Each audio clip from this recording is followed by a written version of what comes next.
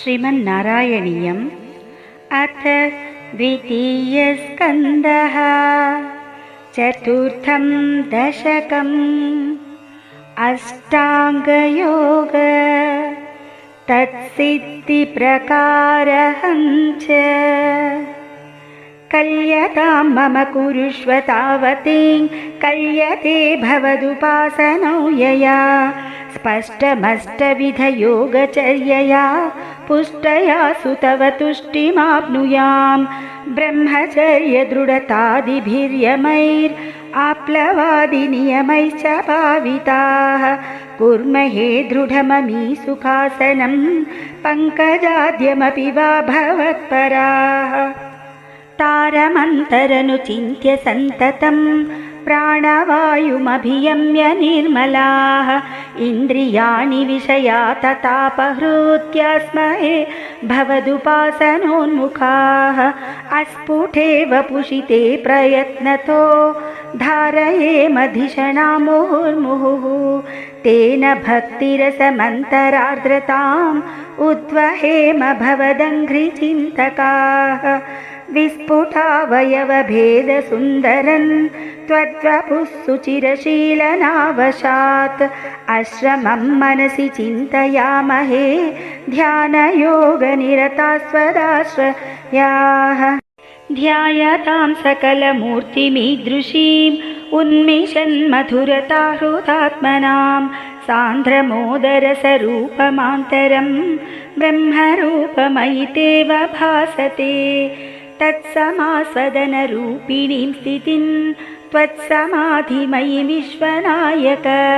आश्रिताः पुनरतः परिच्युतौ आरभेमहि च धारणादिकम् इत्थमभ्यसननिर्भरोल्लसत् त्वत्परात्मसुखकल्पितोत्सवाः मुक्तभक्तकुलमौलिताङ्गतास् सञ्चरेम सुखनारदादिवत् त्वत्समाधिविजयेतु यः पुनर्मङ्क्षुमोक्षरसिकः क्रमेण वा योगवश्यमनिलं षडाश्रयैरुन्नयत्यजशुषुम्नयाशनैः लिङ्गदेहमपि सन्त्यजन्नथो लीयते त्वयि परे निराग्रहः ऊर्ध्वलोककुतुकीतुमूर्धतः सार्थमेव करणैर्निरीयते अग्निवासरवलक्षपक्षगैरुत्तरायणजुषा च दैवतैः प्रापितो रविपदं भवत्परो मोदान् ध्रुवपदान्तमीयते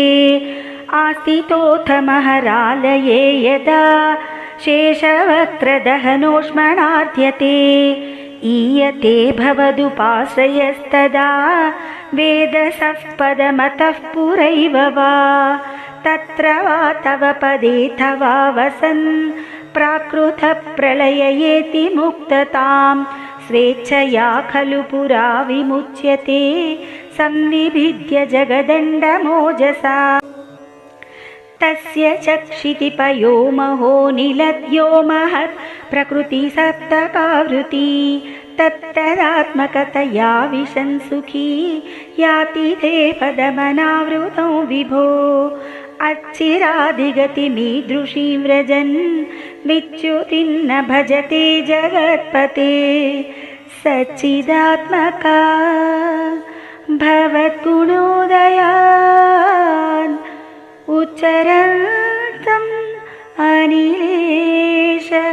पाहि मां सर्वत्र गोविन्दनाम